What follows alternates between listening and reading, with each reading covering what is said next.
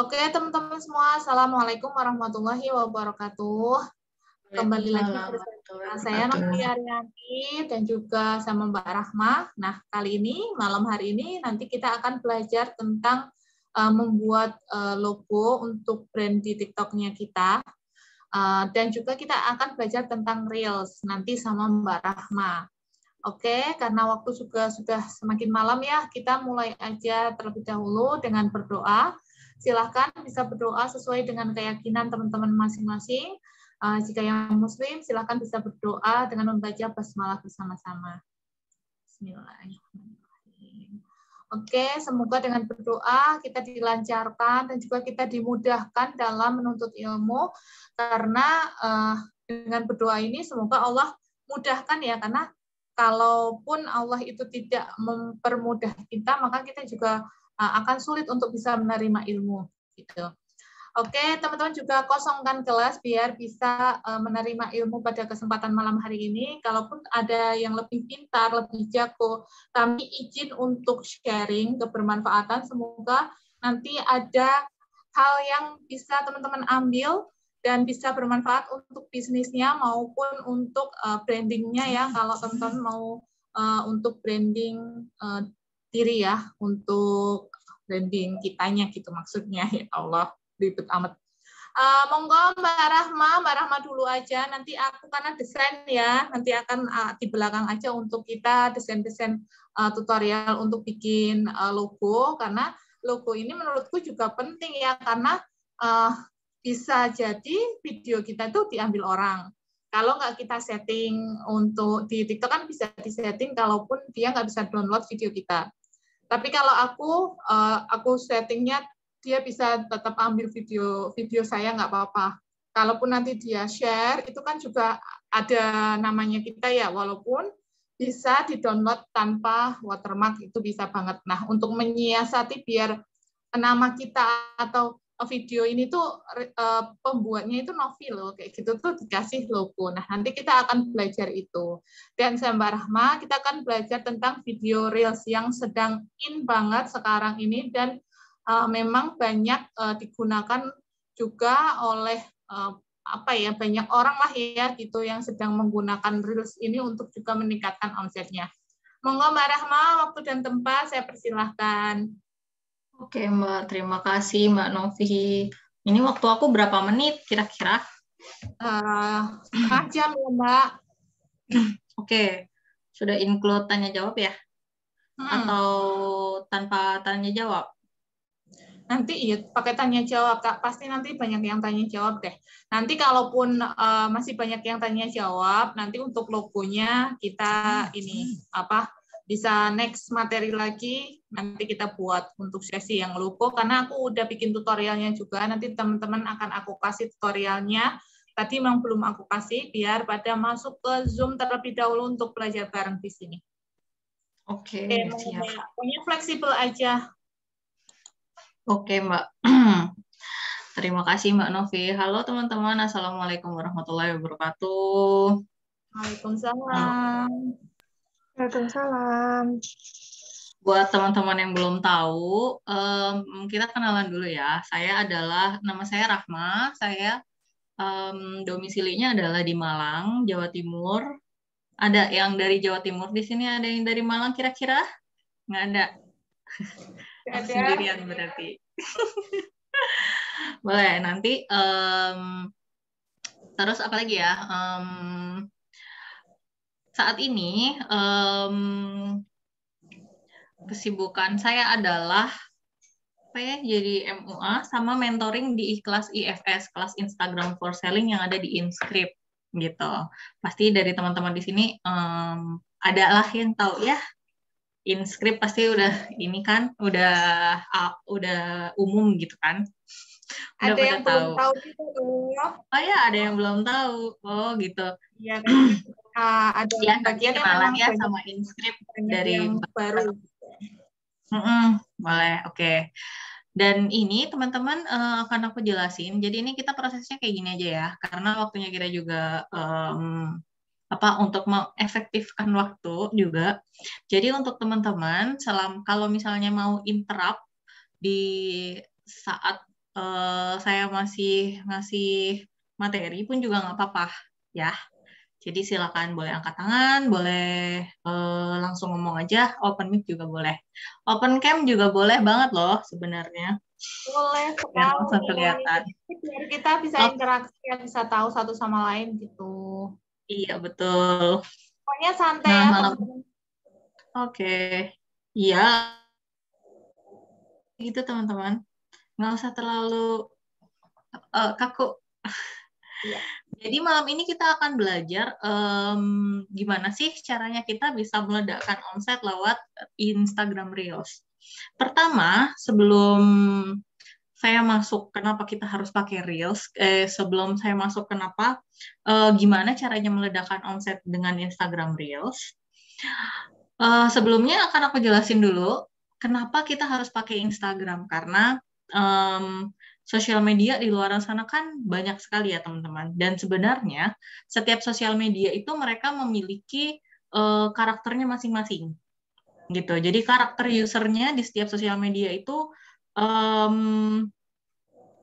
apa ya, istilahnya itu beda-beda gitu. Jadi karakternya orang di Facebook beda dengan orang di Instagram, Twitter juga beda lagi, TikTok juga beda lagi gitu. Nah, kalau karakternya user di Instagram itu adalah mereka rata-rata adalah Gen Z, bukan Gen Z, Gen Y.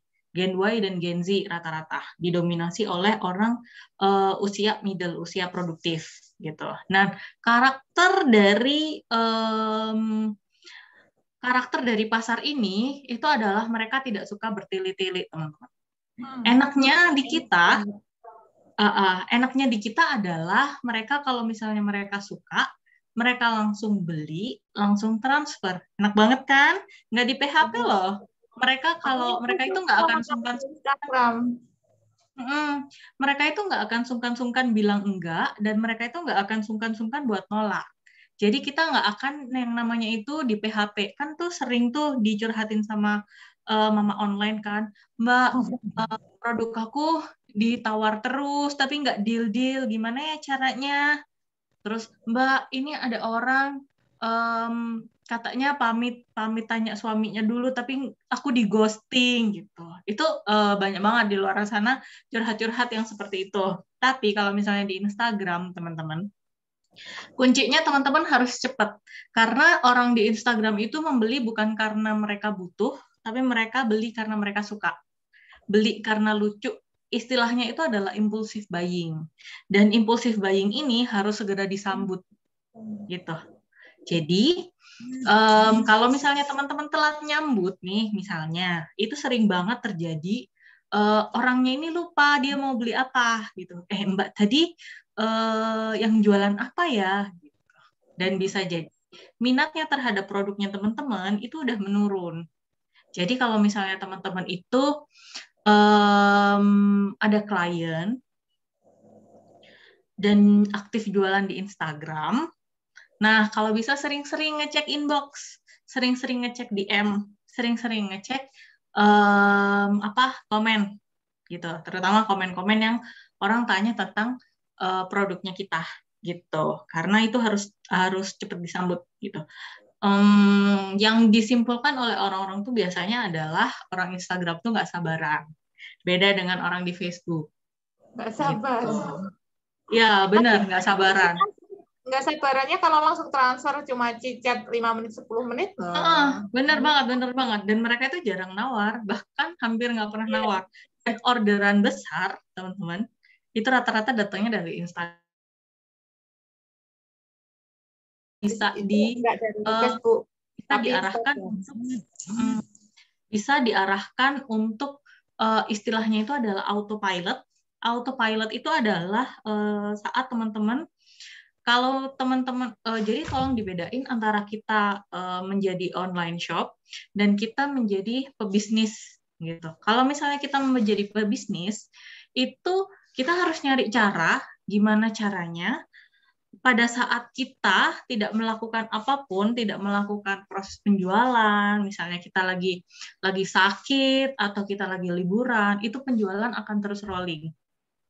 Ya, Kan beda dengan orang yang konsepnya adalah online shop. Kalau teman-teman yang konsepnya adalah online shop, itu biasanya fokusnya ke cuan, ya kan, ke keuntungan. Dan biasanya karakternya mama-mama yang online shop seperti ini itu terima apa adanya. Terus apa? Jadi kalau misalnya mereka itu nggak kerja, nggak jualan di hari itu, nggak merospek, berarti nggak ada income gitu. Beda kan dengan orang yang bisnis. Nah, di Instagram itu bisa banget dijadikan bisnis. Kenapa? Karena customer itu, teman-teman, dia bisa diarahkan untuk remote. Jadi tinggal diarahkan ke landing page. Habis itu nanti prosesnya akan langsung di sana. Entah itu teman-teman arahkan setelah di landing page diarahkan ke marketplace juga mereka bisa. Kalau misalnya dari landing page langsung closing di landing page juga bisa. Teman-teman arahkan ke WhatsApp juga bisa. Jadi dia itu konsepnya adalah fleksibel. Itu adalah market di Instagram. Kalau teman-teman biasa jualan di Facebook, pasti paham banget deh kalau orang Facebook tuh banyak maunya. Maunya COD. Kalau udah COD tuh maunya yang pas banget gitu. Terus habis itu kalau pas COD nggak ada duit, maunya bisa dibalikin. Terus gitu nawarnya sampai sadis gitu kan. Terus habis itu sering di ghosting. Kan itu nggak enak kan teman-teman. Jadi kalau aku saranin nih teman-teman itu sekarang adalah apa ya istilahnya saat yang tepat untuk teman-teman mengembangkan bisnisnya teman-teman itu untuk masuk ke media sosial yang lain. Media sosial yang sekarang lagi nge-hype itu ada 2, Instagram sama TikTok, terutama yang bisa untuk boosting penjualan. Gitu ya. Jadi kalau misalnya teman-teman masuk ke sini, itu saya berharapnya keluar dari Zoom ini itu teman-teman sudah memiliki mindset bahwa oke, aku harus berinvestasi dari diriku sendiri, berinvestasi ke diriku sendiri. Gimana aku nggak ngerti gimana caranya jualan di Instagram dan aku harus belajar, nggak ngerti gimana caranya jualan di TikTok dan aku harus belajar, gitu ya. Sepakat ya? Nah, masuk ke gimana caranya menggunakan Instagram Reels. Ya, kita sekarang masuk ke tentang Instagram Reels. Kenapa sih tadi aku bilang sekarang itu adalah waktu yang tepat buat teman-teman masuk ke Instagram, mengembangkan bisnis di sana. Karena ini tadi ada Instagram Reels gitu. Dan banyak pakar dunia telemarketing, dunia marketing online ini itu bilang bahwa Instagram itu adalah salah satu sosial media yang dia itu sustainable. Sustainable itu apa? Artinya sustainable itu dia akan ada dalam waktu yang lama. Gitu. Karena Instagram itu ibaratnya dia itu sangat dinamis dan sangat mengikuti perkembangan pasar. Itulah yang kita mau. Ada sosial media yang mengikuti perkembangan pasar. Ada nggak sih contohnya sosial media yang nggak ngikutin perkembangan pasar dan tutup? Banyak. PES, kalau teman-teman pernah tahu, itu udah tutup sekarang. Friendster, ya kan? Itu udah tutup juga sekarang. Itu yang terkenal. Belum lagi kalau yang belum terkenal, itu masih banyak banget gitu. Nah, Instagram itu adalah salah satu sosial media yang dinilai lebih sustainable gitu. Bahkan lebih sustainable daripada Facebook. Ada beberapa ahli itu yang bilang, aku kan lihatnya di YouTube tuh. Nah, itu tuh banyak orang tuh yang bilang bahwa kalau sustainable untuk jualan itu lebih ke Instagram gitu. Karena marketnya pun juga sangat dinamis dan balik lagi sih perusahaannya juga sangat mengikuti target marketnya. Gitu. Nah, karena sekarang itu ada fitur Instagram Reels, teman-teman. Instagram Reels itu kan sebenarnya adalah Instagram kebakaran jenggot sebenarnya. Jadi kecolongan start. Jadi pertama yang melakukan konsep ini itu sebenarnya adalah sosial media TikTok. Tapi ya balik lagi, dari dulu Instagram itu konsepnya selalu gitu. Niru niru kerjaannya temennya, di copy ke aplikasinya dia gitu. Dulu Instagram kan cuma gambar aja nih. Bisa bisa posting beberapa gambar dalam satu waktu. Instagram ngeluncurin apa? Microblog. Terus di Instagram cuma bisa gambar sama video di beranda. Terus lagi nge-hype yang namanya Snapchat. Snapchat itu adalah aplikasi yang sosial media mirip sama Instagram Story, teman-teman. Nah, terus Instagram akhirnya niru tuh, Snapchat lagi nge-hype. Ya udah kita bikin aja deh, apa namanya? Instagram Story, ya kan? Nah, sekarang ada TikTok. Terus TikTok lagi nge-hype, di-copy-lah ke Instagram. Namanya apa? Instagram Reels. Gitu. Dan bagusnya, bukan bagusnya juga sih, maksudnya Instagram itu mengcopy tidak langsung ngambil semuanya gitu. Jadi dia ambil esensinya bahwa pasar zaman sekarang itu sudah bukan pasar 2 dimensi gitu. Maksudnya bukan pasar 2 dimensi sih. Maksudnya orang itu lebih cenderung lebih menyukai berinteraksi dengan gambar yang bergerak. Terutama yang ada orangnya, terutama yang ada jalan ceritanya. Kenapa? Karena sekarang itu teman-teman, kita kan lagi pandemi nih di seluruh dunia. Orang itu terbatas banget kehidupan sosialnya. Dan mereka itu rindu dengan kehidupan sosial. Dan itu bisa mereka dapatkan di sosial media. Dengan konten berupa video yang interaktif. Video yang bukan hanya interaktif sih sebenarnya, lebih ke video terkini gitu. Kalau misalnya Instagram Story, kenapa dia nggak cukup? Karena Instagram Story itu terbatas banget. Kalau TikTok, itu kan dia nggak terbatas nih teman-teman. Jadi dia bisa menjangkau bahkan sampai ke orang-orang di belahan dunia lain. Nah, hal ini yang nantinya akan di-copy oleh Instagram, ditaruh di Instagram Reels. Yang dulunya Instagram itu bekerjanya sistemnya itu sekat-sekat. Jadi kalau misalnya teman-teman itu sudah mengenal istilah niche, tulisannya niche, bacanya niche ya teman-teman. Nah, sistem niche itu adalah sistem mengumpulkan orang berdasarkan minatnya. Jadi ibaratnya itu kalau misalnya dianalogikan ke dunia kita, dunia nyata, Instagram itu ibarat pasar induk. Jadi di pasar induk itu teman-teman, kalau teman-teman perhatikan, di pasar induk itu mereka disekat-sekat tuh. Orang jualan baju kumpul dengan orang jualan baju. Orang jualan ikan kumpul dengan orang jualan ikan, ayam dengan orang jualan ayam, sayur dengan orang jualan sayur, pecah belah kumpul dengan orang jualan pecah belah, jadi semua udah disekat-sekat. Gitu. Nah, Instagram pun juga sama, dia disekat-sekat gini. Tujuannya apa sih? Tujuannya adalah nantinya kalau misalnya ada user atau pelanggan yang datang, pelanggannya itu nyari sepatu misalnya, ya dia akan langsung menuju ke segmen orang jual sepatu, gitu. Itu sebenarnya adalah untuk memudahkan konsepnya.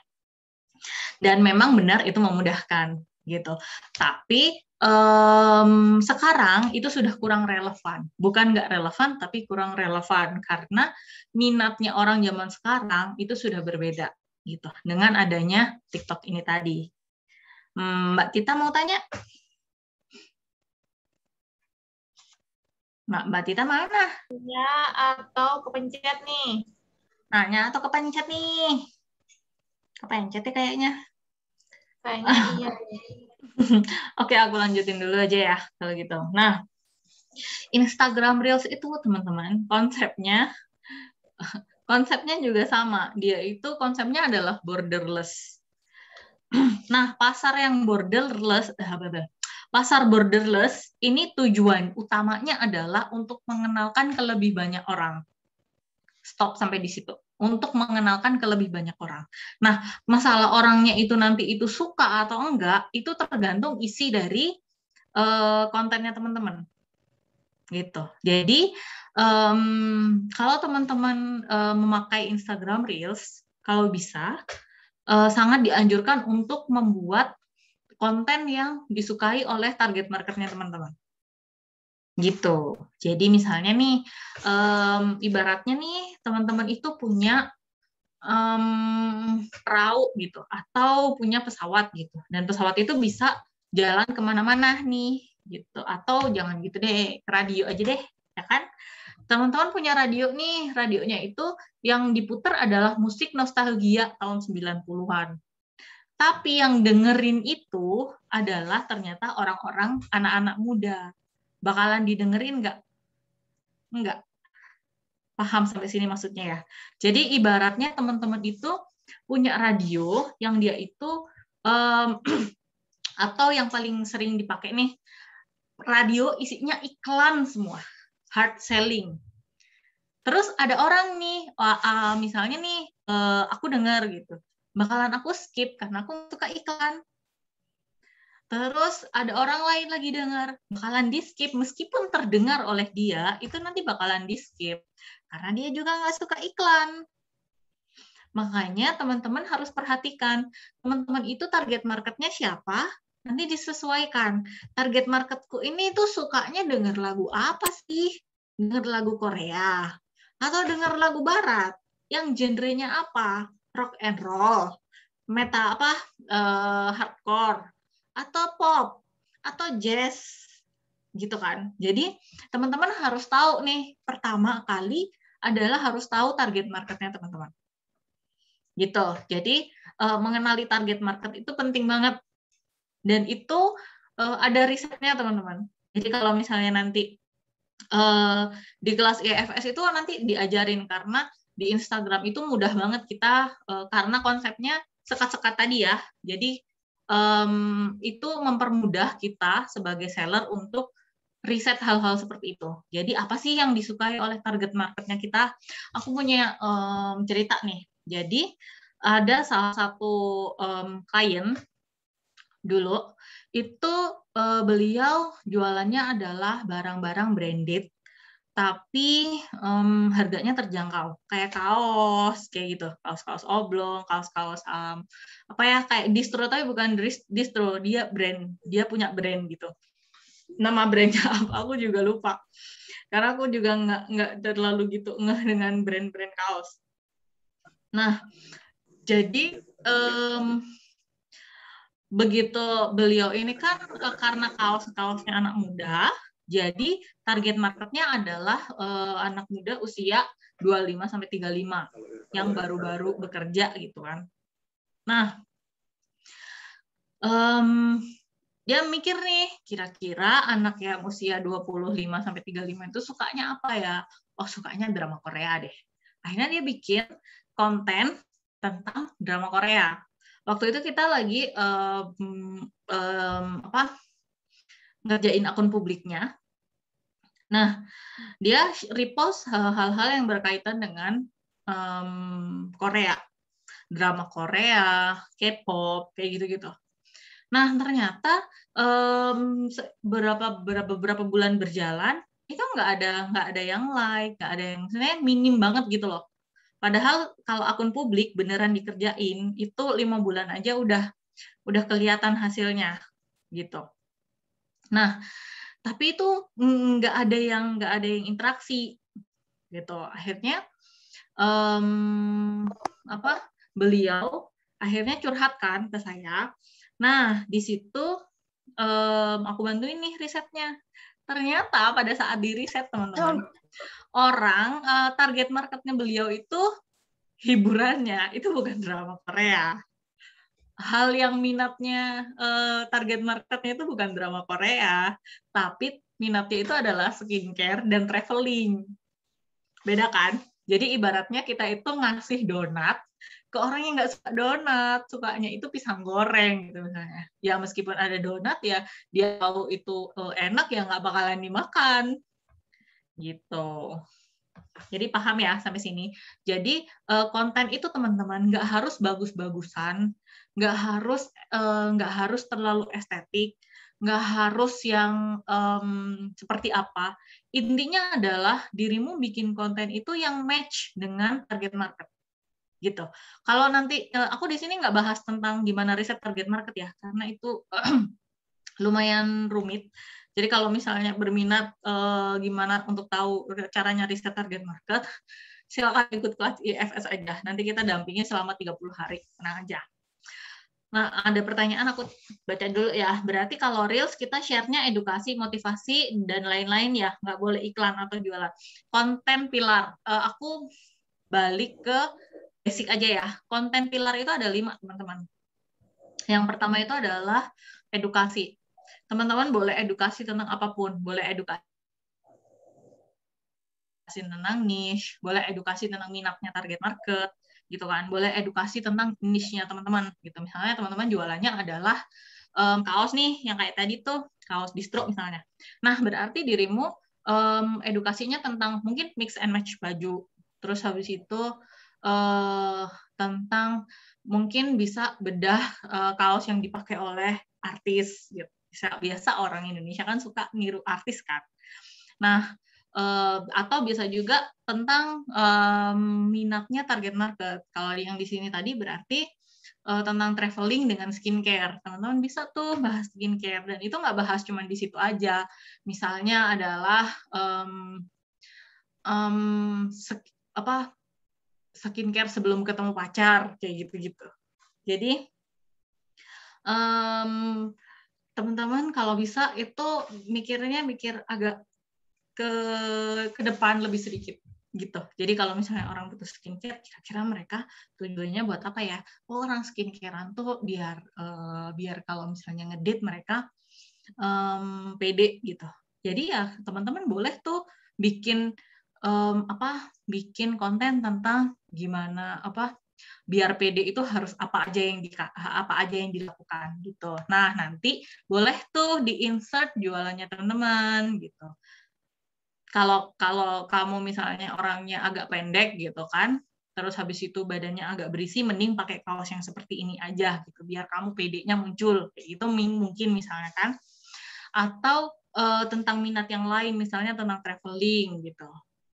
Barang-barang apa aja yang tidak boleh dibawa di pesawat, barang-barang apa aja yang sebaiknya tidak ditaruh di bagasi tapi ditaruh di cabin gitu. Barang apa aja yang skincare apa aja yang nggak boleh dibawa di cabin kayak gitu. Nah, itu kan hal-hal yang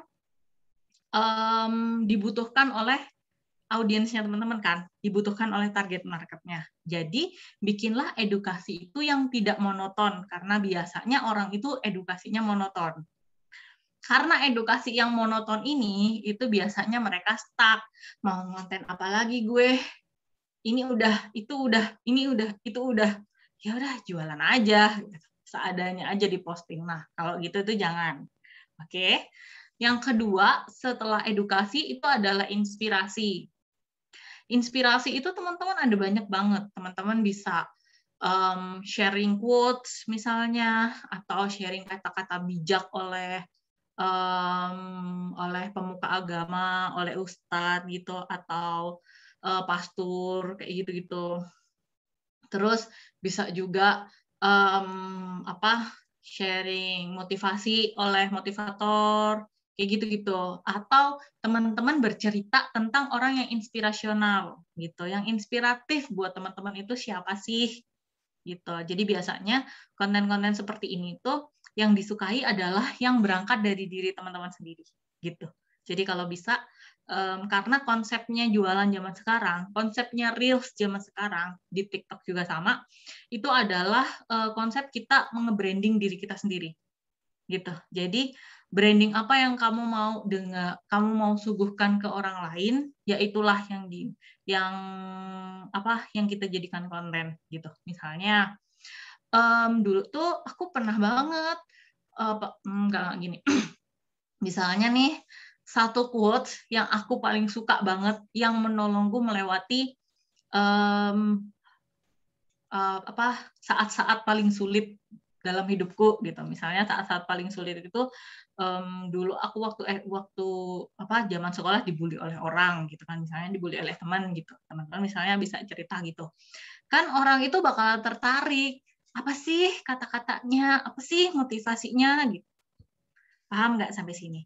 Jadi hal yang diminati oleh target market, audiens itu biasanya mereka itu kepo gitu. Jadi makanya harus dimulai dari cerita kita sendiri. Terus yang ketiga itu adalah interaksi. Konten yang tentang interaksi. Ada banyak banget contohnya. Boleh kuis, boleh tebak-tebakan, boleh yang pencet-pencet itu, ya kan, pencet-pencet berhadiah, pause game. Terus habis itu apalagi ya yang nyari-nyari, misalnya nih ada Patrick, terus habis itu ada Squidward, terus nyari SpongeBob-nya apa kecil banget ternyata, itu juga bisa. Nah, ada banyak banget orang-orang kreatif di luar sana itu yang menggunakan konten interaktif gitu, konten interaksi, boleh tentang tanya doang juga boleh, dan teman-teman bisa adaptasi itu ke kontennya teman-teman sendiri. Terus yang keempat adalah konten yang entertaining gitu. Jadi entertaining itu biasanya masing-masing pasar punya konsep entertainnya masing-masing gitu. Kayak kalau mama-mama tuh, atau jangan mama deh, bapak-bapak tuh entertain menurut mereka itu adalah jokes garing. Itu mereka udah ketawa banget tuh. Justru kalau dikasih jokes yang agak mikir, mereka susah connect-nya. Nah, kalau mama-mama tuh biasanya apa yang mereka sukai, entertain-nya mama itu adalah yang istilahnya apa ya? Yang memakan korban gitu. Jadi makanya kenapa mama-mama itu mereka lebih suka tuh, jangan gitu, terus lebih suka apa ya, ibaratnya itu aku nggak nemuin kata halusnya. Jadi yang suka bullying itu adalah mama-mama sebenarnya, gitu. Jadi kenapa jokes yang bukan acara TV kayak Oprah Van Java itu pasti kalau teman-teman perhatikan, yang lihat pasti banyak ibu-ibu. Kenapa? Karena di situ ada korban. Ibu-ibu tuh paling seneng banget kalau misalnya ada korbannya. Gitu. Amat. Coba deh perhatiin. Dan itu emang, oh iya ya, bener juga. Dan aku praktekin juga, iya ternyata. Gitu. Terus habis itu, emang kelihatannya serem, Mbak. Tapi itu sebenarnya kalau dijalanin ya nggak serem kok. Gitu. Karena emang apa Aku ya? sering connect kalau itu lihat Opera Van Java dulu. Kalau teman-teman Ya, udah kan? pada ketawa-ketawa, aku nggak ketawa sendiri. Entah kenapa. Dan itu juga kenapa mama-mama tuh, itu juga kenapa mama-mama itu jarang ada yang relate, yang suka dengerin komika, stand up comedy. Itu. Yang biasanya yang suka stand up comedy itu adalah anak muda. Kenapa anak muda? Karena mereka suka mikir gitu. Yang mind blowing. Nah, anak muda tuh sukanya yang mind blowing gitu. Jadi silakan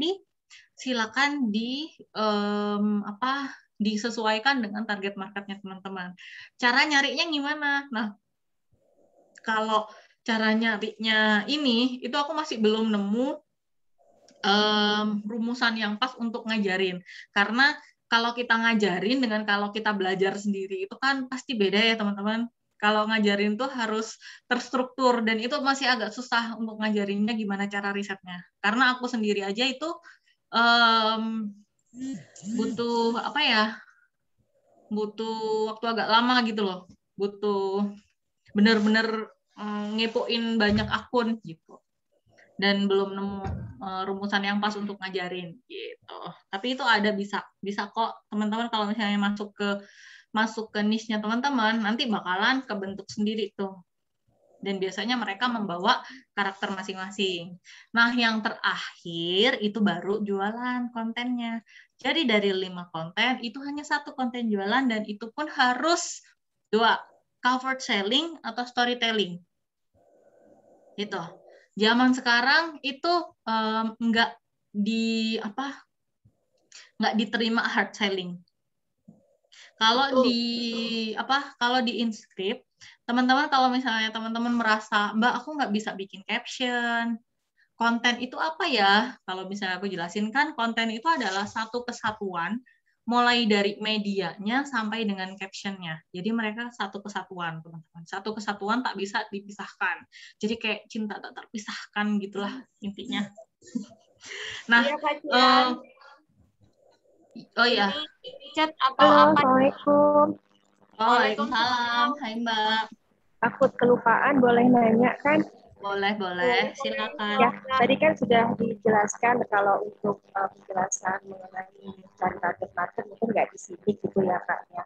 Mungkin panjang nanti pembahasannya.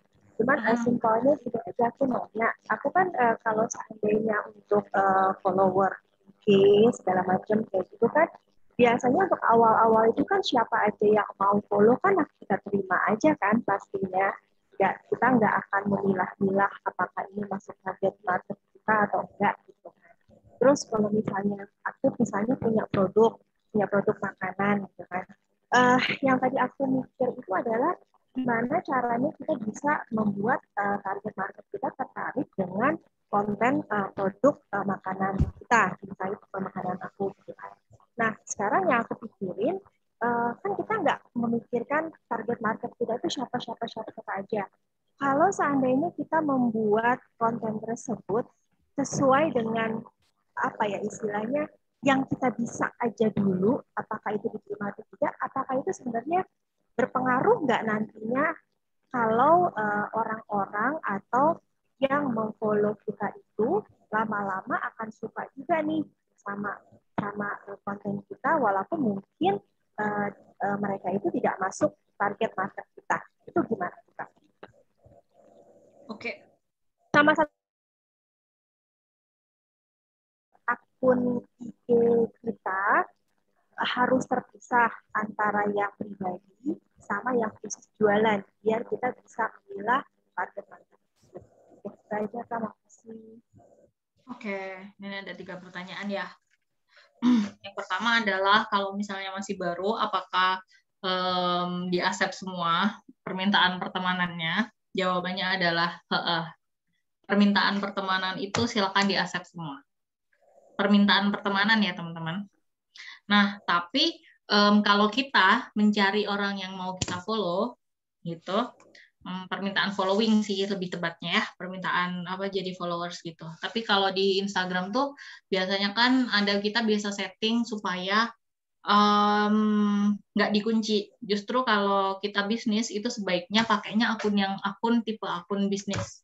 Jadi kalau misalnya aku ngomong tipe akun, berarti itu adalah tipe akun yang ada di Instagram, teman-teman. Karena ada pilihannya tuh akun profesional atau akun personal.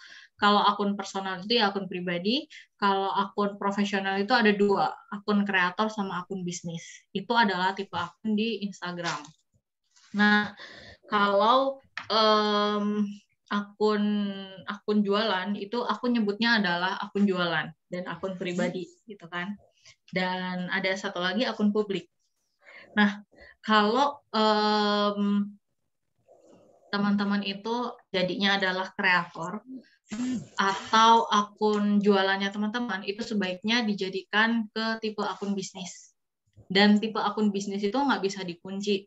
Tujuannya apa? Supaya orang yang nge-follow itu tidak nggak melalui request dulu gitu loh. Jadi mereka kalau misalnya tertarik, mereka bisa langsung follow gitu. Nah, kalau ada orang yang follow, berarti orang yang nge-follow kita, berarti itu tertarik dengan kita. Itu. Tapi kalau yang nge-follow kita itu adalah Instagram bots. Instagram bots itu adalah kumpulan orang yang kumpulan seller yang berkomunitas menjadi satu, saling nge-like, saling komen, saling save, saling share. Itu namanya istilahnya adalah Instagram bots. Ada banyak istilah, cuman yang sering aku pakai adalah Instagram bots. Nah, Instagram bots ini itu belum tentu mereka target market kita. Gitu. Kalau misalnya teman-teman itu perhatiin ya, teman itu bukan target market kita. Gitu, apalagi teman dekat. Nah, kalau orang yang sesama di Instagram bots itu bukan target market kita. Kemungkinan ada mereka yang suka, ada mereka yang bakalan mau dengan produknya kita, tapi kemungkinannya itu nggak besar. Padahal kita maunya adalah banjir orderan ya kan? Kalau kita maunya itu mengarah ke orderan yang lebih besar, berarti kita harus menembak pasar basah, bukan pasar kering. Gitu. Nah, disitulah tujuannya menentukan target market. Gitu. Kenapa kita harus menentukan target market? Karena kita mau ngelihat target marketnya kita itu pasar basah atau pasar kering. Gitu, terutama di Instagram. Pasar basah atau pasar kering. Ini aku punya cerita nih. Klien lain lagi. Beliau itu jualan sepatu. Aku ngerjain Instagramnya beliau itu lumayan lama dan sampai sekarang pun juga jadi langganan. Jualan sepatu, teman-teman. Pasar sepatu di Instagram itu mati. Isinya cuma seller. Pasar sepatu di Facebook juga mati. Isinya cuma seller. Jadi pasarnya itu kering banget. Kalau misalnya teman-teman itu maksain untuk berinteraksi dengan orang yang ada di situ, ya sama aja kayak Mbak jualan sama aja dengan nawarin sepatu ke orang yang jual sepatu. Kemungkinan dibeli nggak? Dibeli, ada yang kemungkinan closing ada, tapi nggak banyak. Padahal yang kita butuhkan adalah banyak closingan, bener kan? Nah, makanya kita harus nembak ke pasar basah. Kalau kayak gitu tadi solusinya gimana? Berarti kita harus nyari nih, target marketnya kita itu sebenarnya banyaknya di mana, ramenya di mana. Nah, waktu itu geser sedikit ke pasar fashion, ke pasar yang OOTD lebih tepatnya. Gitu. Dan pasar OOTD, pasar mix and match itu pasar basah, pasar fashion. Pasar basah tuh di mana-mana teman-teman. Pasar fashion itu basah banget, sama makanan itu basah banget dua hal ini. Begitu. Terus jadi kalau misalnya pertanyaannya yang tadi, kalau ada orang ngefollow gimana? Ya udah biarin, nggak apa-apa. Emang kita nyarinya followers. Nah, tapi kalau misalnya kita mau ngefollow, kita harus pilih-pilih. Dan kita, kalau misalnya mau memperbesar peluang orang ngefollow dari inisiatif mereka sendiri, kita harus kembalikan lagi ke diri kita. Siapa sih yang kita follow biasanya kalau di akun pribadi, ya kan? Pasti orang yang bermanfaat untuk kita. Misalnya nih, orang nge-share resep masakan. Nah, orang nge-share resep masakan mah biasanya kan kita butuh ya udah di save aja dulu, kalau nggak gitu ya udah di follow aja dulu gitu. Atau misalnya kayak aku nih yang lagi diet, ya berarti aku akan follow orang-orang yang nge-share ilmu tentang diet gitu, diet yang sehat, yang ngerubah lifestyle gitu, karena itu emang yang saya butuhkan gitu. Nah, kalau misalnya Mbak Rosa, panggilannya siapa ya, Mbak Rosa ini maunya ngedapetin followers yang berkualitas seperti aku ini, misalnya aku karena aku butuh tentang dunia perdiettan, ya berarti aku akan follow dengan orang-orang yang nge-share tentang diet. Dan kalau mereka jualan pun, ya kemungkinan besar kalau misalnya sesuai dengan aku, ya akan aku beli gitu. Karena emang minatku di situ, paham ya? Dan mencari followers itu, teman-teman, yang paling utama itu bukan nominal followersnya, berapa followersnya, tapi kualitas followersnya.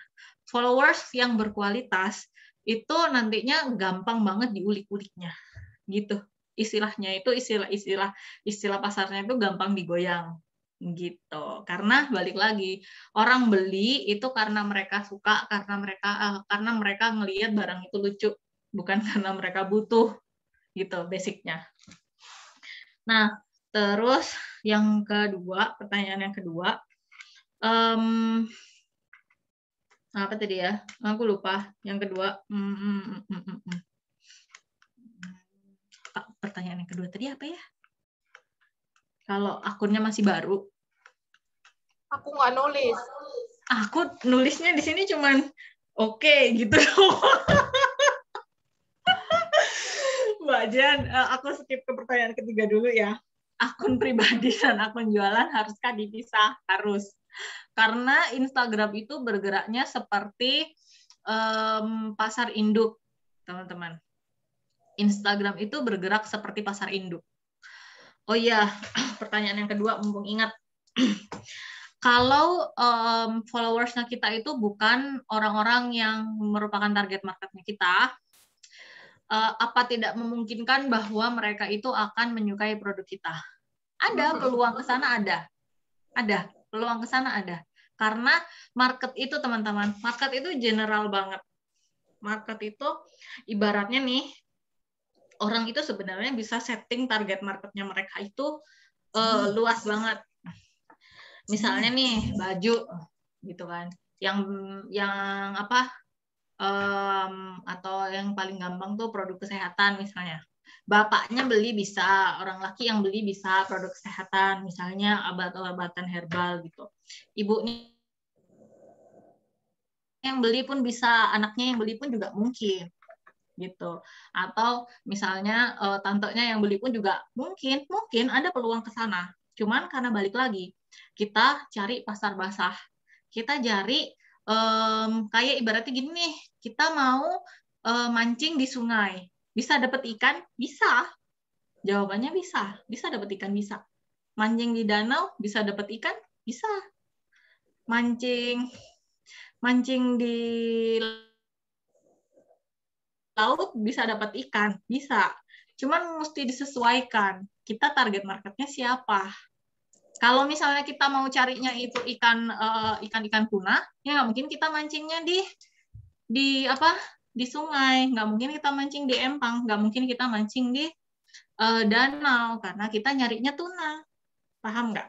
Kenapa kita cari tuna? Karena kita punya karena kita produknya kita itu adalah pakan tuna gitu misalnya.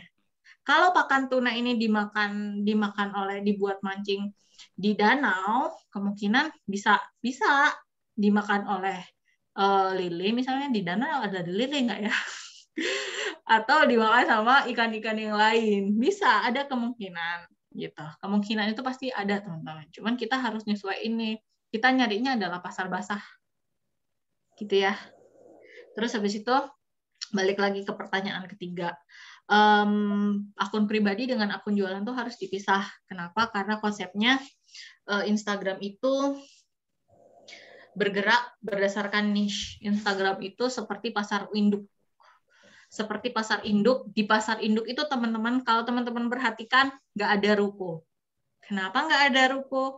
Ya karena emang mereka di sana untuk berinteraksi, bertransaksi, kayak gitu.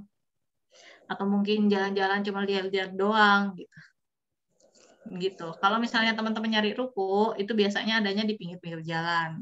Pembelinya berapa di sana? Yang nggak sebanyak kalau di pasar. Putaran uangnya itu banyak banget di pasar induk gitu. Satu hari itu bisa sampai berapa ya? Puluhan miliar gitu kalau di pasar induk. Begitu. Dan yang kita cari adalah perputaran uangnya itu. Berapa uang yang muter ada di situ. Gitu ya, Mbak. Jadi, karena kita mau jualannya itu di pasar induk, bukan di pinggir jalan, makanya kita harus menyesuaikan dengan pasarnya. Begitu. Oke. Mbak, ini ada yang tanya, Mbak Rahma mau tanya, untuk akun bisnis IG itu apa harus dipisah per produk atau campur aja beberapa produk ya? Kalau target marketnya sama, bukan. Kalau niche-nya sama, campur aja nggak apa-apa. Kayak atau misalnya niche-nya itu sebelahan, misalnya jualan apa ya? Jualan baju dengan jualan mukena gitu kan. Ya udah campur aja. Sebelahan. Terus habis itu jualan baju sama jualan aksesoris, pasarnya sama. Kalau jualan bajunya jualan baju gamis sama aksesoris, kan nggak sama tuh, lokasinya agak beda, agak jauh. Jangan digabung. Kalau misalnya dirimu jualannya adalah jualan baju sama jualan ikan, atau jualan sayur, ya jangan digabung, karena lokasinya beda. Gitu. Jadi yang boleh digabung itu adalah yang satu niche. Jadi gampangnya teman-teman bayangin aja kayak di pasar. Oh, ini aku jualan sepatu. Orang jualan sepatu biasanya di pasar itu biasanya mereka sambil jualan apa sih? Oh, ternyata orang jualan sepatu tuh cuman gabung dengan jualan sendal di situ, nggak ada jualan baju, nggak ada jualan yang lain. Oh, berarti ya udah pasarnya sepatu itu ternyata kebentuk sendiri gitu. Jadi teman-teman tinggal cari aja Kan biasa toh di sini ke pasar ya kan, jadi pasti tahu. Begitu. Kalau Palu Gada gimana? Sebenarnya pertanyaannya di Instagram sama di TikTok, pertanyaannya seputar itu. Sama. Iya, emang masalahnya online shop tuh rata-rata sama kok Mbak Novi. Yang jualan Palu Gada gimana? Itulah kita harus pentingnya personal branding di akun pribadi. Teman-teman pernah perhatikan nggak kenapa Kang Dewa itu beliau aktifnya di akun pribadi? Karena beliau bisnisnya banyak. Dulu waktu bisnisnya Kang Dewa itu cuma Billionaire Store aja. Akun Billionaire Store dengan akun Dewa Eka Prayoga itu lebih aktif akun Billionaire Store.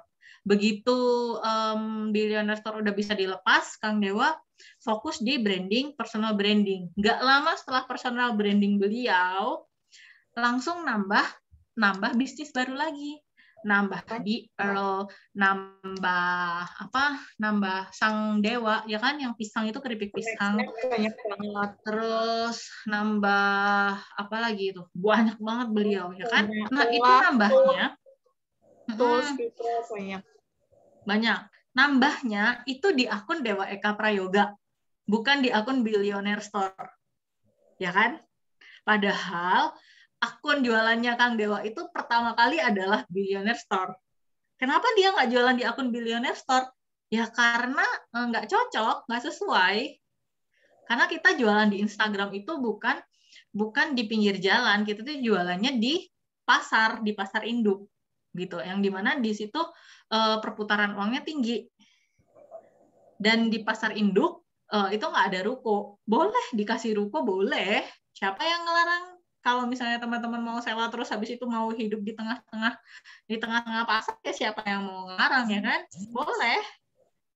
Tapi nggak tepat fungsi gitu. Jadi kurang maksimal hasilnya nanti.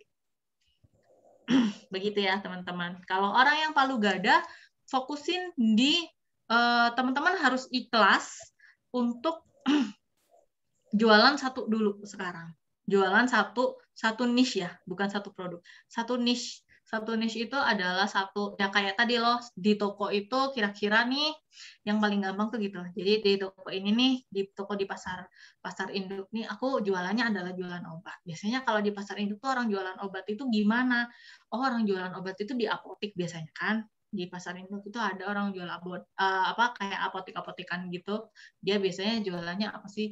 Oh, jualannya itu biasanya gabung sama minuman-minuman kayak Lasegar, minuman-minuman kayak Pocari Sweat gitu. Oh, berarti ini pasar kalau obat-obatan herbal itu bisa digabung dengan minuman-minuman seperti itu, atau mungkin makanan-makanan yang sifatnya kayak permen, kayak snack yang kecil-kecil gitu, yang sesuai gitu. Jadi tinggal bayangin itu aja teman-teman.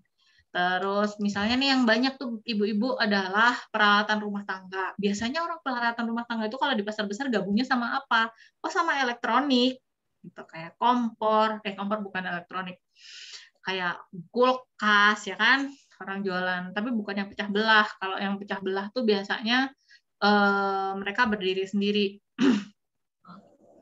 Ya kan? Atau aku juga jadi gini ya, teman-teman tuh. Kalau ke pasar, silakan diperhatikan. Selama ini kan kita ke pasar maunya beli apa ya ke situ, habis itu pulang lagi kan. Sekarang nih, mama nih mama online, businessman, businesswoman harus perhatikan. Jadi ke pasar itu, oh ini orang jualan baju ini gabung dengan orang jualan ini. Oh sebelahnya ada orang jualan ini.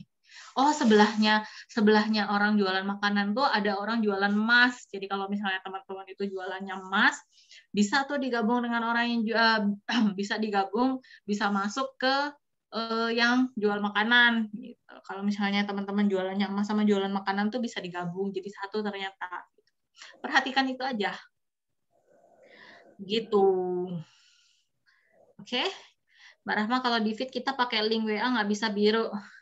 Karena Instagram itu tidak suka. Instagram itu adalah tante-tante egois. Bahkan ya teman-teman itu nulis klik link di bio. Gitu ya, klik link di bio. Itu akunnya teman-teman.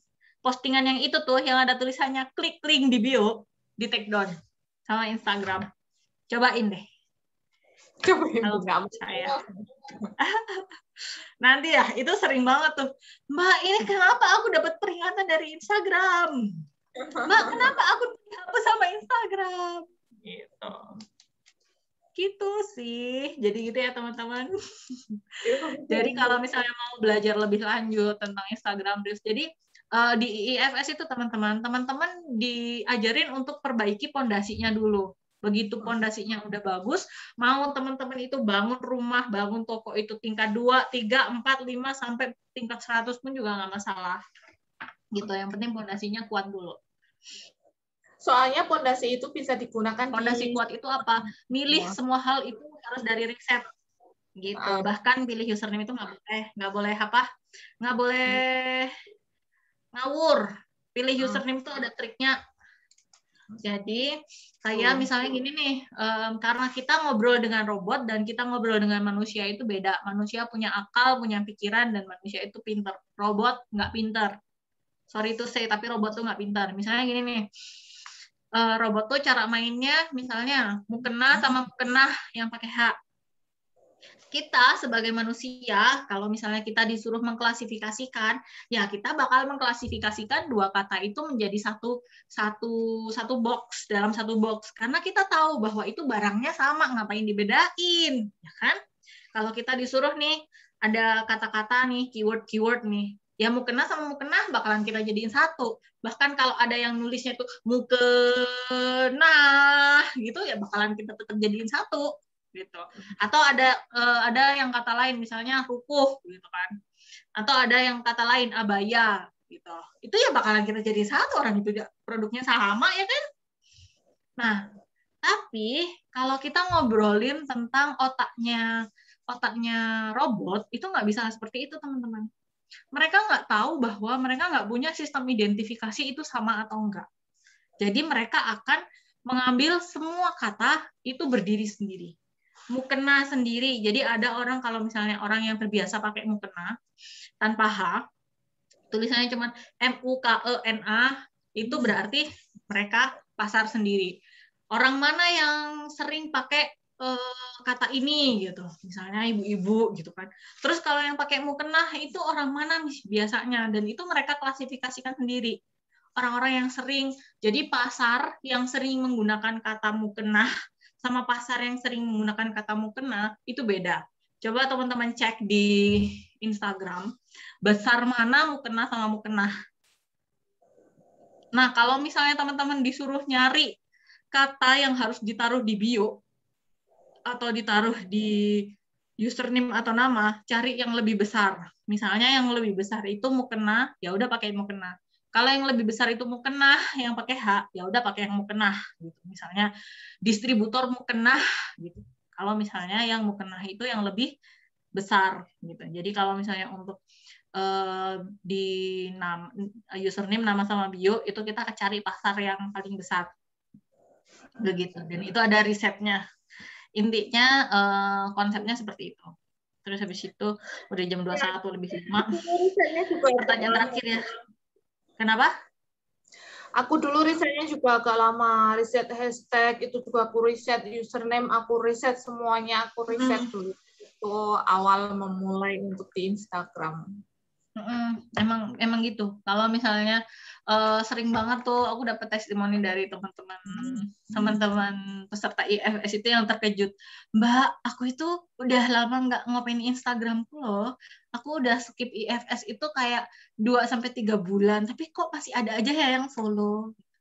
Kok masih ada aja ya yang nge-tag, kok masih ada aja ya yang komen. Ya itulah kekuatan SEO. Kekuatan optimasi. Kalau SEO kan search engine optimization. Aku juga di rumah jarang upload, tapi bisa ada orderan karena ketika orang mencari pakai keyword itu atau kata kunci itu, punyaku, tokonya itu muncul di atas karena udah di riset dulu. Nah, itulah kekuatan riset. Mama kalau misalnya yang mau bisnis yang mau mengembangkan all shop-nya menuju bisnis gitu kan. dijadikan bisnis, bukan dijadikan jualan, ya harus melek riset, karena semua media sosial konsepnya kayak gitu. Semua robotnya media sosial itu mereka nggak punya akal gitu. Jadi mereka cuma punya otak, dan otaknya mereka itu nggak terlalu pintar kalau dibandingkan dengan manusia. Nah, ada pertanyaan terakhir ya teman-teman, udah jam 21 nih. Jadi gimana Mbak caranya biar bisa berkomunikasi dengan customer kalau tanpa link konten? Jangan salah, orang sekarang itu keponya tingkat tinggi. Jangankan nyari teman-teman jualan apa, nyari kaos yang dipakai sama idolnya dia, nyari kaos yang dipakai sama idolnya dia di tahun kapan, di tahun lalu, itu dia bisa dapat loh. Coba ya, kasus apa deh, kasusnya Lesti tuh, ya kan? Lesti tuh hamilnya kapan tuh, teman-teman media tuh semuanya pada tahu. Tingkat kekepoannya orang-orang zaman sekarang tuh tinggi banget teman-teman. Gitu. Jadi sekarang itu yang harus teman-teman fokusin apa? Pertama, fondasinya media sosialnya. Ini nggak cuma berlaku di Instagram ya teman-teman. Di semua sosial media itu sama konsepnya. Jadi fondasinya harus kuat dulu. Selanjutnya yang perlu teman-teman pikirin adalah konten. Gitu. Jangan sampai teman-teman muterin lagu nostalgia di anak-anak muda yang suka K-pop. Nggak bakal didengerin. Kalau target marketnya teman-teman itu adalah anak muda pecinta K-pop, pastikan radionya teman-teman itu nyalanya 24 jam K-pop. Gitu ya. Kalau target marketnya teman-teman itu adalah ibu-ibu yang sudah lanjut usia, ya bolehlah tuh nostalgia, mulai dari soundtracknya Siluman Ular Putih sampai soundtracknya Tersanjung, Tersayang, dan lain-lain itu boleh gitu. Jadi disesuaikan dengan target market. Kalau pakai hashtag apa bisa biru hashtagnya? Bisa, hashtag bisa biru. Bisa diklik. Hashtag itu hashtag itu bisa diklik kok teman-teman. Kalau pakai hashtag apa bisa biru hashtagnya? Bisa. Kalau misalnya teman-teman, aku kasih insight sedikit tentang hashtag ya. Hashtag itu teman-teman maksimal di Instagram itu ada 30. Tapi pemakaiannya itu kalau bisa jangan teman-teman maksimalkan 30. Kalau bisa pakainya itu di angka 23, 25 atau sampai 26 gitu aja. Jadi aku biasanya itu pakainya di 23, 24. Terus apa aja yang dipakai? 15 hashtag yang riset, 15 hashtag hasil riset, 1 hashtag kode, dia hashtag apa? Misalnya kan kita bikin beberapa grup hashtag gitu kan, untuk cari tahu grup hashtag yang mana yang performanya bagus. Kalau grup hashtag yang misalnya 3 bulan berturut-turut itu performanya jelek, ya kita nanti riset ulang. 15 hashtag yang hasil riset, 1 hashtag kode, 2 hashtag branding, sisanya adalah hashtag yang berhubungan dengan konten. Jadi itu tuh isinya hashtag. Jadi hashtag pun juga kalau hashtag di feed itu komposisinya seperti itu. Kalau hashtag di Reels itu isinya adalah 2 hashtag yang sesuai dengan konten, nandain kontennya teman-teman itu tentang apa. 2 hashtag istilahnya itu apa ya? 2 hashtag niche. Bukan, 2 hashtag konten lah, 2 hashtag yang berhubungan dengan konten, 2-3 hashtag yang berhubungan dengan konten, sama 2 hashtag yang lagi viral. Atau nggak usah pakai hashtag yang lagi viral juga nggak apa-apa. Biasanya kalau aku sendiri itu pakainya adalah hashtag penanda. Jadi ini tuh konten aku tentang apa, terus masuk di pasar apa gitu. Misalnya nih konten tentang tips mencari uang atau tips ngabisin duit gitu, ya kan? Tips ngabisin duit tuh pasti orang-orang pada suka tuh. Kecil. Tips ngabisin duit gitu kan. Terus habis itu hashtag satu lagi itu hashtag yang tentang niche-nya kita itu apa, misalnya bisnis mama-mama gitu. Jadi hashtag itu kalau di Reels itu lebih ke jadi penanda. Penanda itu konten tentang apa, penanda niche-nya apa gitu. Jangan sekali-kali kasih hashtag yang bukan yang lagi viral sih, yang nggak berhubungan, karena di Reels itu robotnya itu lebih pintar daripada yang ada di feed sama di story. Jadi dia itu bisa membaca pixelate namanya. Jadi bisa bahkan robotnya itu bisa membaca wajah dari ukuran pixel gitu. Dan tulisan-tulisan yang ditaruh di caption itu juga bisa mereka baca. Jadi kalau misalnya ada yang orang yang maksain banget gitu, biasanya nggak dikasih panggung malahan gitu ya. Jadi konsepnya beda. Terus kalau skincare hashtag risetnya tentang apa? Itu riset soalnya Mbak. Jadi harus riset dulu. Aku juga nggak hafal hashtag yang dipakai. Nanti kita pakai tools. Kenapa Mbak Ira?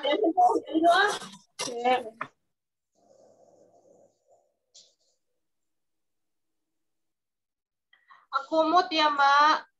Ya. Oke. Jadi hashtag yang riset itu skincare itu hashtag risetnya apa? Jadi teman-teman, hashtag itu disesuaikan dengan hashtag itu ada kompetisinya. Gitu. Kompetisinya gimana? Jadi kalau ibaratnya itu kayak lomba lari. Kalau misalnya kita itu atletnya masih atlet tingkat kampung atau atlet tingkat keluarga, kayak aku nih lomba lari kalau lawan sama adikku aku bisa menang. Tapi kalau lawan tetangga nggak bisa. Lomba lari ini teman-teman nih tingkat apa? Misalnya nih teman-teman followersnya udah banyak, terus habis itu engagement rate-nya udah tinggi, misalnya kayak 5% gitu. Dengan followers di atas 50K, kalau engagement rate-nya 5% tuh udah tinggi banget. Nah, terus teman-teman ini kan berarti adalah atlet lari tingkat Jawa Timur gitu misalnya, tingkat provinsi gitu. Jadi kalau misalnya teman-teman itu terlalu ke bawah, terlalu kayak misalnya lawan yang atlet tingkat RT atau atlet tingkat RW, ya itu kayak kecil banget, terlalu kecil itu pasarnya. Jadi kalau bisa teman-teman itu lari ya lawan itu yang seimbang gitu. Supaya apa? Supaya bisa makan makan target marketnya mereka gitu. Nah, tapi juga jangan lawan atlet yang tingkat internasional, karena belum sampai sana, nanti nggak bisa, kelepek-kelepek nanti kehabisan napas, bisa sakit, ya kan?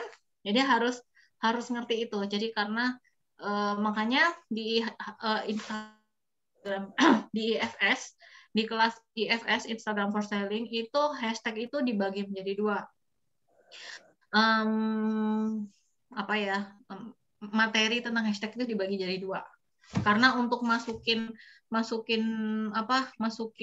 mindset bahwa hashtag itu adalah kompetisi, itu kita butuh kayak dasar dulu gitu loh. Teman-teman harus merasakan, bukan hanya mengetahui ya. Teman-teman harus merasakan gimana kalau kita bertanding di hashtag yang kita buta, itu siapa aja yang main. Gitu.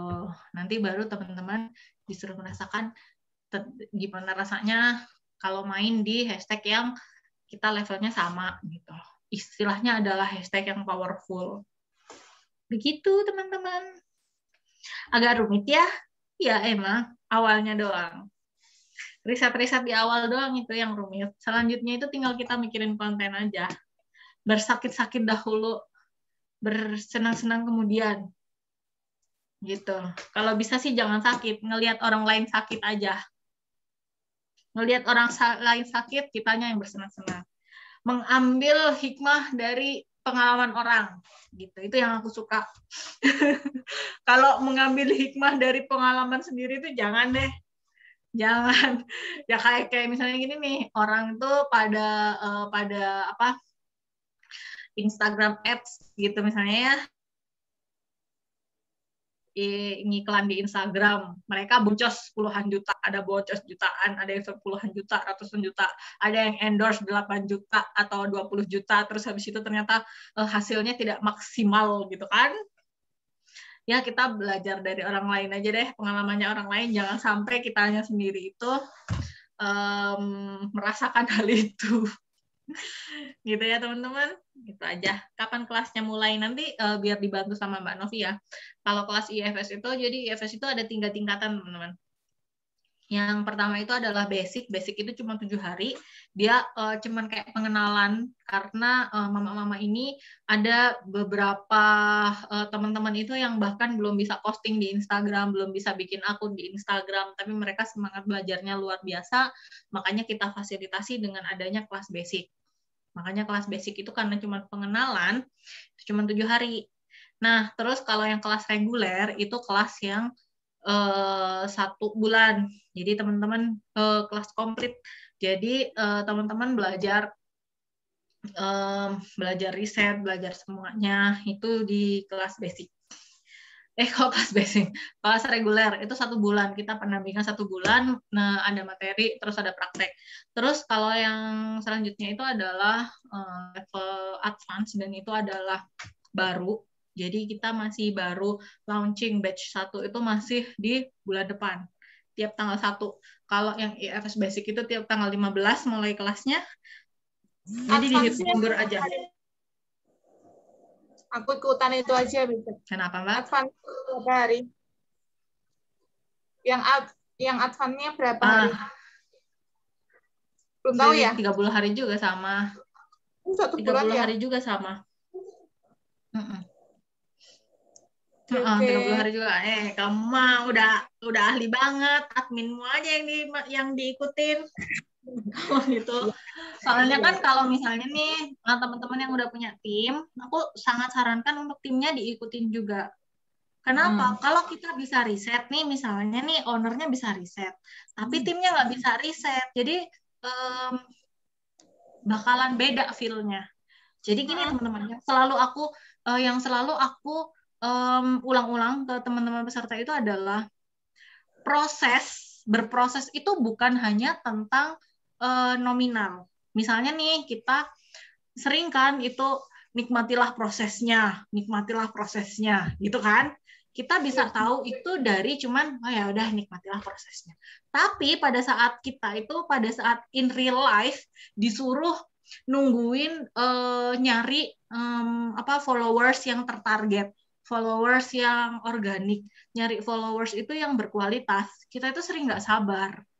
Makanya kenapa banyak mama itu akhirnya yang terperosok ikut giveaway atau ikut beli followers, beli like, beli komen, padahal itu sebenarnya mematikan akunnya teman-teman sendiri. Gitu. Nah, jadi teman-teman, menikmati proses itu ada hal mulai dari mindset, mulai dari rasa, feeling, terus habis itu ada nanti pengertian yang akan berubah pada saat teman-teman itu mengalami proses tersebut. Justru itu yang dicari. Jadi bukan hanya nominal, misalnya nih mau followers 10.000 gitu misalnya ya. Untuk nyari followers ke 10.000 ini ada banyak banget perubahan yang akan berubah di dirimu. Banyak banget. Yang aku rasa ini ya, aku itu adalah orang yang introvert banget. Bahkan aku nggak suka nerima telepon. Aku baru mau voice note itu baru-baru aja beberapa bulan terakhir. Bukan beberapa bulan terakhir sih, kayak tahun lalu lah gitu. Bertahun-tahun sebelumnya nggak mau gitu. Nah kemarin itu pada saat awal tahun lalu itu kan aku buka kayak ini ya jasa admin online gitu loh teman-teman. Nah itu join sama teman. Nah itu kebetulan diamanahi untuk ngopeni 1 akun publik, disuruh ngebesarin. Nah karena ada duitnya kan kita semangat banget tuh ya. Nah ternyata itu yang aku rasakan untuk bikin akun publik mulai dari nol banget sampai followersnya itu 17.000 dan engagement-nya itu gila-gilaan. Pas saat itu engagement-nya itu bisa sampai 8%, 8 atau 9% ya, atau lebih dari 10% ya, aku lupa, pokoknya bagus banget. Gitu. Padahal dapetin engagement kayak gitu itu susah banget. Jadi harus benar-benar berkualitas semuanya gitu. Dan itu ada banyak hal yang berubah dari diriku semenjak aku pegang akun tersebut. Jadi tahu gitu loh, oh ternyata masuk pasar itu seperti ini. Ternyata karakter pasar itu kayak gini. Terus ternyata followers itu perkembangannya itu bukan satu setiap hari, tapi satu berlipat setiap hari.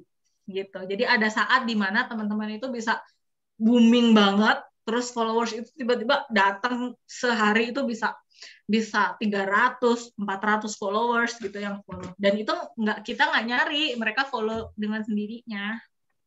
Gitu. Jadi ngopeni akun publik waktu itu mulai dari followersnya waktu itu masih kayak 500-an sampai ke 17.000 itu cuma 5 bulan. Begitu. Jadi teman-teman nikmatin proses itu bukan hanya tentang angka, gitu ya. Jadi jangan pernah, kalau misalnya teman-teman itu masih berpikir bahwa shortcut, misalnya beli followers atau terus-terusan ikut Instagram posts, itu juga nggak bagus.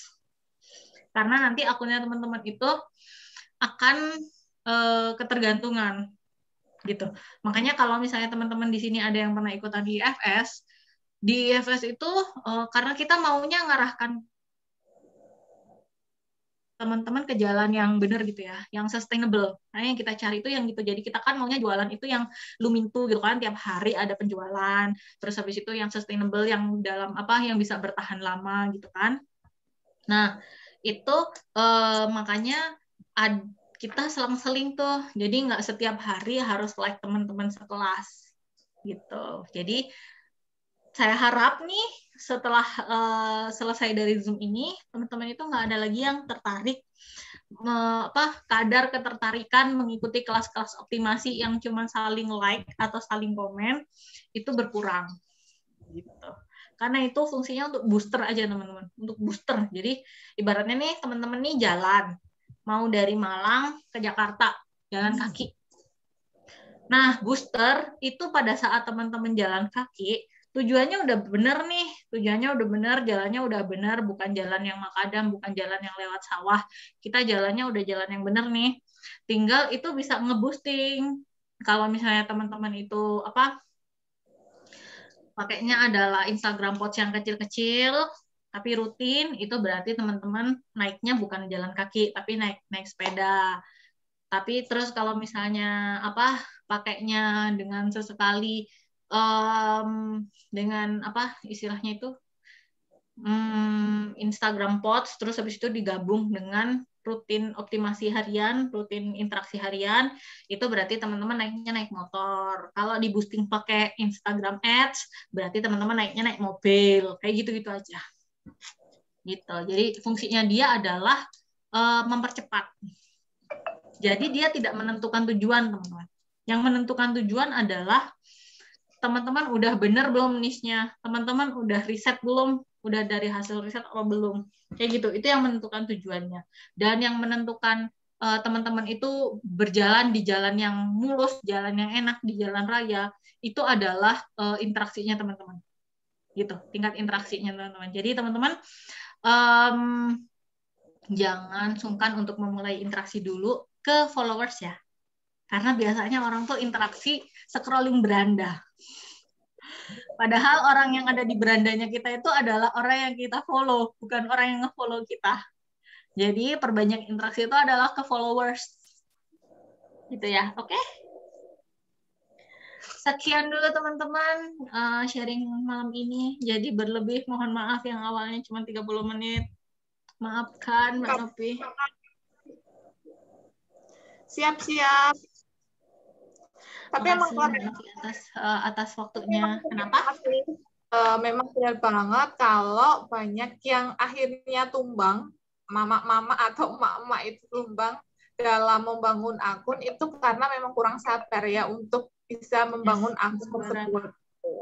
Karena memang kalau membangun akun kadang ya memang harus kita melewati prosesnya ya. Untuk awal mungkin followernya masih kecil. Kalau di TikTok ya viewernya masih kecil atau yang follow juga masih kecil. Tapi saat ada momen memang untuk kalau tempatku kan FYP ya, itu kan nanti akan boom sehari bisa 1.000 langsung dapat follower 1.000, bisa dapat 3.500 temanku itu dapat 11.000 hanya dalam satu hari itu.